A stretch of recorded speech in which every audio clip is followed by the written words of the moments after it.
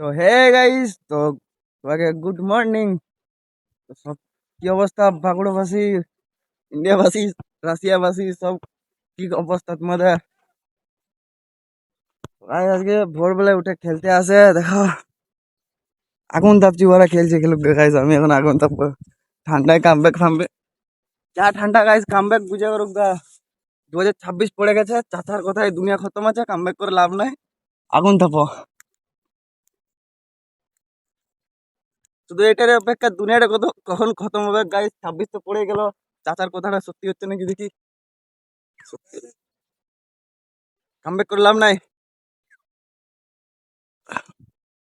Guys guys আমি বলতে চাইছি যে এত ঠান্ডায় তোমাদের কেমন হয়? আমাদের তো ফুল ফেটে চলে আসছে। তো তোমার লাইক সাবস্ক্রাইব করো, আমাদের সাপোর্ট করো আরো, যাতে আমরা আরো ব্লগ বানাই। একটাই খবর ভাবছি গাইস, রাশিয়ার অবস্থা কি চলছে।